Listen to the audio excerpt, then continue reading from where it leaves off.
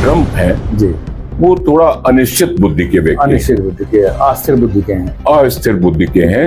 आप चाहे तो ये महसूस कीजिए कि भले उन्होंने पहले कितने आते ही निर्वाचित होते ही टैरिफ वॉर में कितने एग्रेसिव थे, आक्रामक होकर के कि चीन, भारत और यूरोपीय संघ के सदस्यों और सबके खिलाफ हम टैरिफ में ये रखेंगे। लेकिन अमेरिका की जो सबसे बड़ी बात है वो अंकल सैम कहा जाता है। अंकल सैम का मतलब ये है कि वो चतुर हैं अपनी जगह पर, अपने को मजबूत रखना चाहते हैं, दूसरों को जरूरतमंद देखना चाहते हैं, दूसरों की मदद करना चाहते हैं, लेकिन सर्वोपरि उनका अपना हित होता है। अमेरिका ने रूस के ऊपर प्रतिबंध लगाया जब यूक्रेन से उसका युद्ध हो रहा था, ठीक है, तो यूरोपियन यूनियन के सारे सदस्य यूक्रेन के साथ में है, अमेरिका यूक्रेन के साथ। वरना आप एक बात बताइए कि रूस कितना बड़ा देश है, यूक्रेन कितना छोटा देश है, ये युद्ध इतना लंबा खिंचता नहीं खिंचता, बिल्कुल 3-3.5 साल हो रहा है। यूक्रेन नहीं लड़ रहा है, वहां तो अमेरिका और यूरोप लड़ रहा है। वही तो अब मसला ये है कि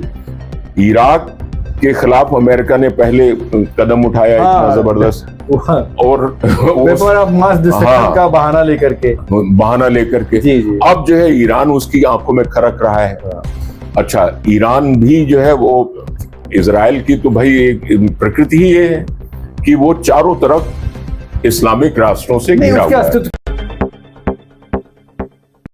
भारत अमेरिका संबंध में ट्रंप की खटाई और ईरान पर इजरायल की घातक मार पर अंतर्राष्ट्रीय मामलों के विशेषज्ञ प्रोफेसर प्रेमकांत तिवारी से स्थानीय संपादक दिनेश कुमार गर्ग की बातचीत। नमस्कार, आप देख रहे हैं राष्ट्रीय प्रस्तावना। मैं दिनेश कुमार गर्ग, मेरे साथ हैं अंतर्राष्ट्रीय मामलों के विशेषज्ञ वरिष्ठ पत्रकार प्रेमकांत तिवारी जी। आज हम प्रेमकांत तिवारी जी के साथ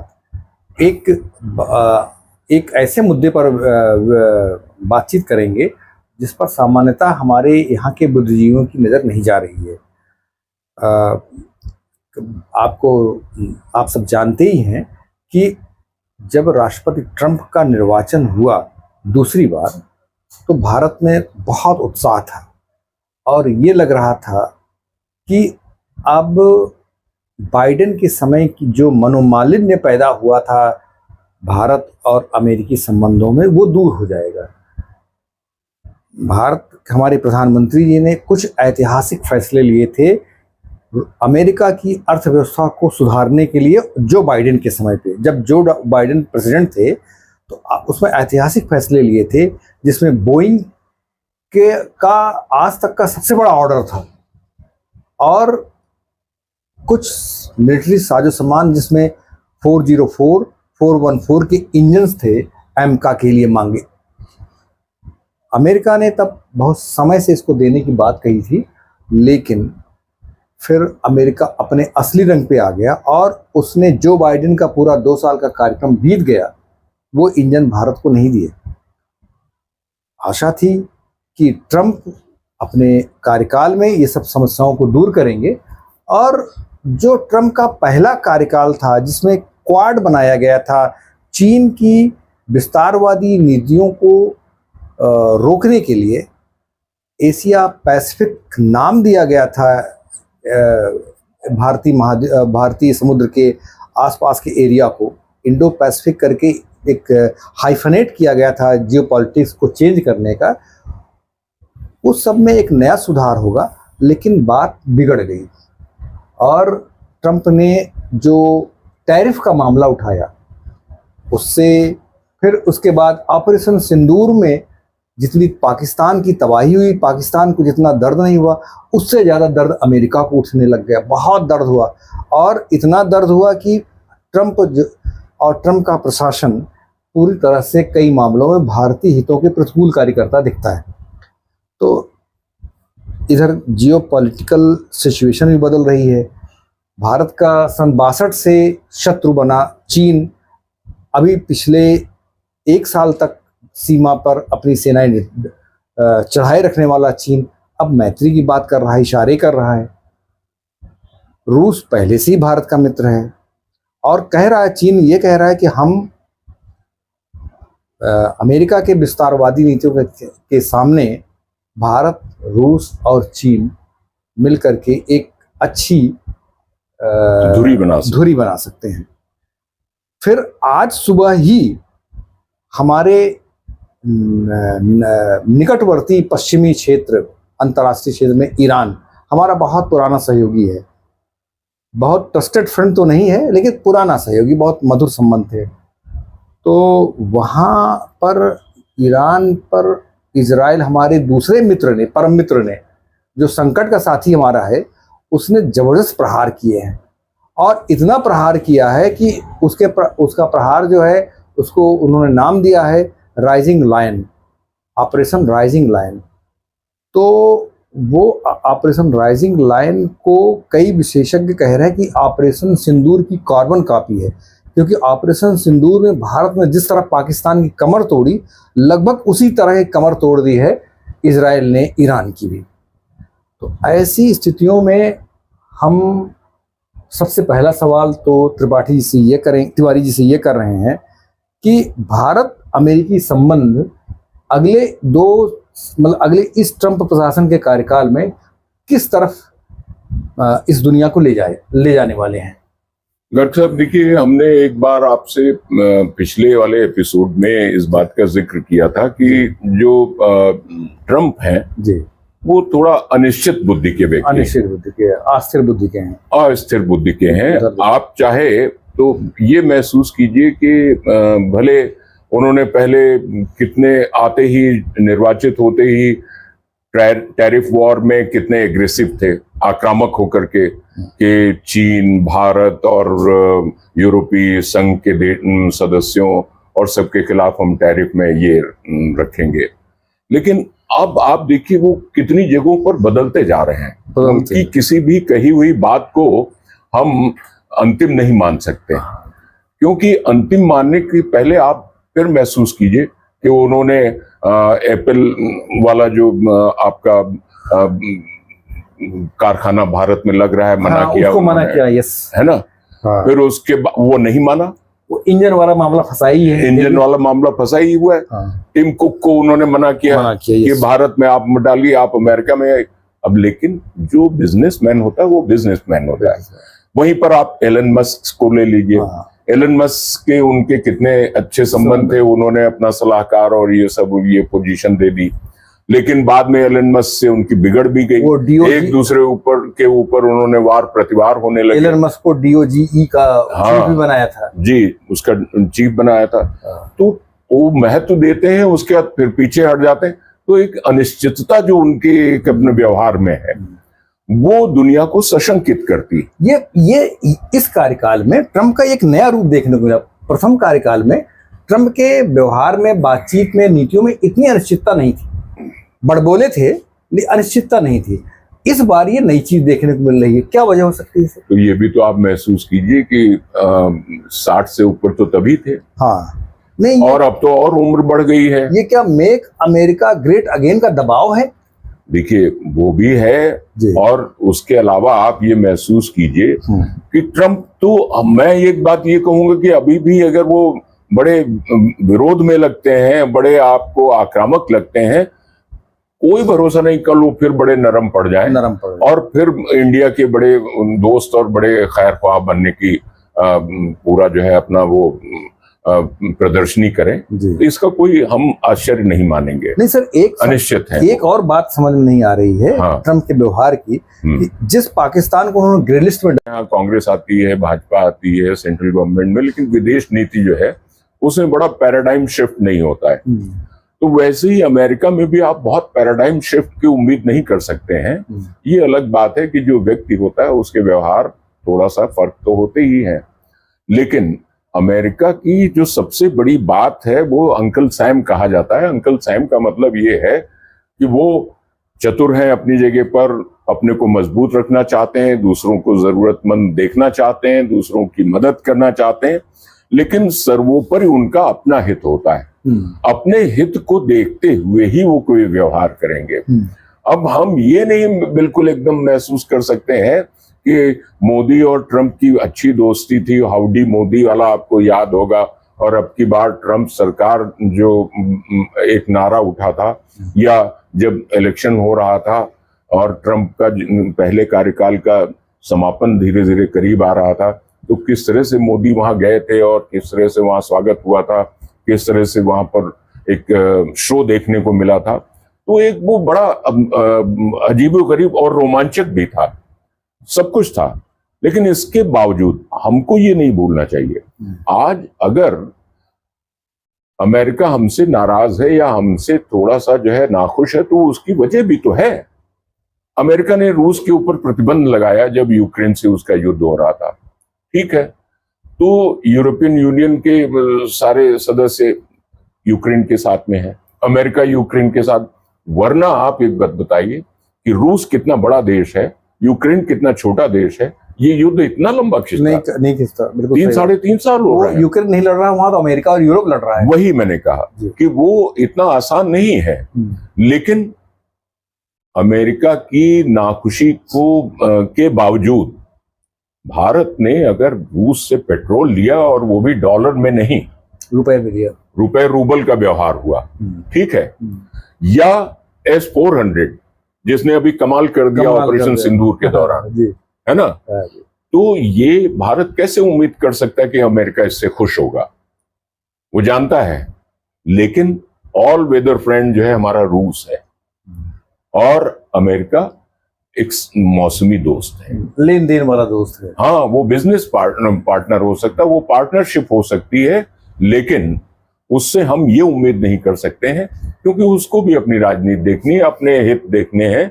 लेकिन आप देख लीजिए 1971 में तो जो लड़ाई हुई थी पाकिस्तान में, वो 7वां बेड़ा जो अमेरिका ने भेजा था, ये तो कहिए कि रूस ने उससे पहले अपना बेड़ा भेज दिया, तो अमेरिका को बैक ट्रैक करना पड़ा, है ना। तो हम ये नहीं भूल सकते हैं कि अमेरिका को भी अपना हित देखना है, सर्वोच्च हित उसका अपना है। सर, अमेरिका अपने हितों को देखते हुए अगले 2 साल 3 साल जब जो ट्रंप के कार्यकाल बचे हैं, भारत अमेरिका का जो पार्टनरशिप है उसको किस दिशा में ले जाने वाले हैं? हम एक बात आपको बता दें जी। पहली तो ये बात बता देना जरूरी है कि अमेरिका की जगह पहले नंबर की अर्थव्यवस्था या ताकत के मामले में चीन लेना चाहता है। जी बिल्कुल। और चीन को अमेरिका आगे नहीं बढ़ने देना चाहता है। हाँ। लेकिन चीन से मुकाबला करने के लिए वो भारत को कहीं प्रोत्साहित करता है, तो कहीं भारत को का मुकाबला करने के लिए वो पाकिस्तान को प्रोत्साहित करता है। तो ये तो अमेरिका की एक नीति हो गई।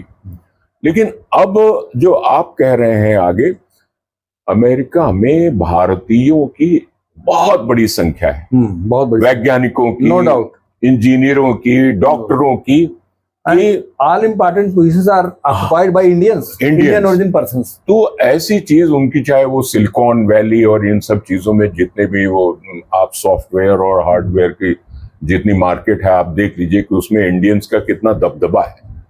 हम उस चीज को नहीं इग्नोर कर सकते हैं, और अमेरिका तो बिल्कुल ही नहीं इग्नोर कर सकता है। देखिए एक बात हम आपको बताएं, चाहे गल्फ कंट्रीज हो और चाहे अमेरिका हो, जो बहुत पैसे वाले हैं वो आराम तलब हो जाते हैं। भारतीय जो जाते हैं वो जाते हैं, मेहनत करते हैं, जी तोड़ मेहनत करते हैं, सामान्य घरों से निकलते हैं, जाते हैं, मेहनत अच्छी कमाई करते हैं। और आज तक वो सिलसिला बना हुआ है गल्फ से भी, अमेरिका से भी, कि बहुत सा पैसा विदेशी मुद्रा का हमारे देश में आता है। बिल्कुल आता है। तो अमेरिका को हमारी जरूरत है और हमें अमेरिका की जरूरत है। लेकिन अब आप एक बात ये देखिए, चौथी इकोनॉमी हम हो गए हैं, अर्थव्यवस्था सबसे बड़ी चौथी भारत है। बिल्कुल। तीसरे होने के लिए केवल साल ही 1.5 साल की कसर रह गई। अब ऐसे में घबराएंगे तो सब देश घबराएंगे। और सबसे पहला तो चीन। भाई चीन, जिसको आप सोच लीजिए यूनाइटेड नेशंस की मेंबरशिप का ऑफर चीन को नहीं था, भारत को था। यस। लेकिन तब जो है वो जवाहरलाल नेहरू जी ने कहा कि नहीं, चीन को हमसे ज्यादा चीन को जरूरत है और चीन जो है वो उसको मिल जाए। लेकिन आज हमारे लिए वो कितना महंगा सौदा पड़ा, महंगा पड़ा ना। बिल्कुल सही। तो ऐसी स्थिति में अब अमेरिका इसमें थोड़ा निकलने की राह भी देखना चाह रहा है, लेकिन वहीं पर थोड़ा उसको कंफ्यूजन भी है। तो ऐसे कंफ्यूजन में वो आज ये देख रहा है कि इंडिया अपने निर्णय स्वयं कर रहा है। वो हमारा पिछलग्गू बन के नहीं चल सकता है। अमेरिका की एक सबसे बड़ी नाखुशी, और आप बहुत से लोगों के बारे में देख लीजिए, लोग योग्यता या मेरिट के बनिस्बत वो ये देखते हैं कि हमारा अनुयायी कौन है या कौन हमारा बराबरी करने वाला है। अनुयायी को ज्यादा प्राथमिकता देता है बराबरी के साथ में बैठने के वाले लोग की अपेक्षा। तो अमेरिका भी अभी इस चीज से सशंकित, एक तरफ वो चीन से सशंकित है तो दूसरी तरफ भारत से भी सशंकित है। तो इस राजनीति के तहत अमेरिका वो पूरी चीजें देख भी रहा है कि हम कहाँ आगे कैसे बढ़ सकते हैं और कैसे हम जो है इस कंफ्यूजन से अलग हट सकते हैं। ये एक बहुत बड़ी बात है। भू राजनीति में इस समय ये फैक्टर बहुत काम कर रहा है। सर, आज जो अचानक जी कोई कल्पना नहीं थी, ये ईरान के ऊपर जिस तरह से ऑपरेशन सिंदूर की कार्बन कॉपी की तरह ऑपरेशन राइजिंग लायन के रूप में इजराइल ने प्रहार किया है, उसका क्या फर्क पड़ेगा इस पूरी हमारे भारतीय क्षेत्र के नजदीक का मामला है सब पूरा।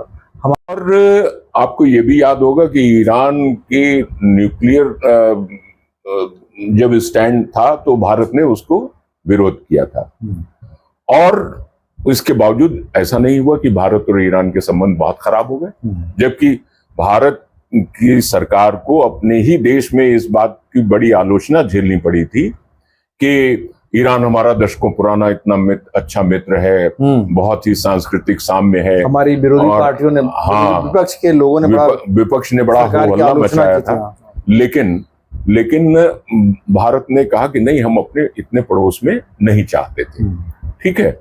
और उस समय आपको ये भी याद होगा कि ये अनुमान लगाया जा रहा था कि पाकिस्तान के साथ जो परमाणु आया है वो चीन से आया है, और जो चीन से पाकिस्तान आया वही वो कादरी, वो कौन थे उनके, डॉक्टर AQ कादिर, अब्दुल कयूम कादिर, हाँ, उन्होंने ईरान को वो ट्रांसफर कर दी, उनको जेल वगैरह भी हुई थी। आपको ये AQ खान थे, AQ खान, हाँ, AQ खान, तो वो आपको सब याद होगा।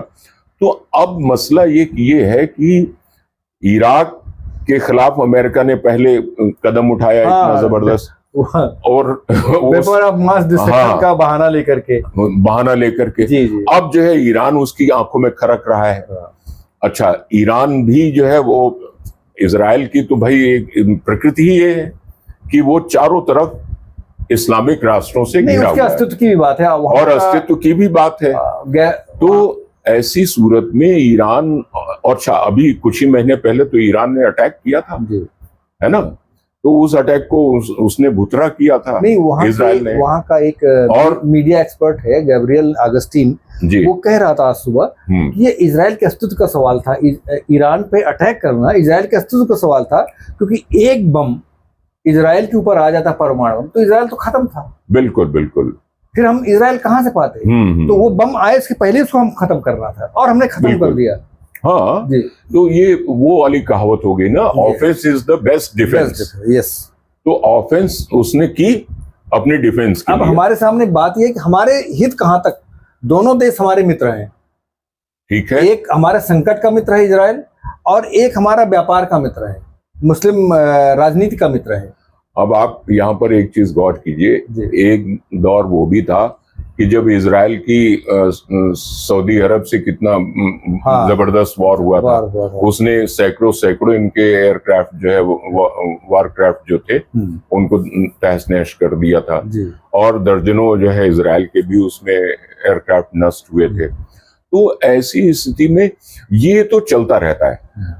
आप जैसे राजनीति में कहते हैं ना कि nobody is your permanent friend और एनिमी, यस, ठीक है, तो ये चलेगा।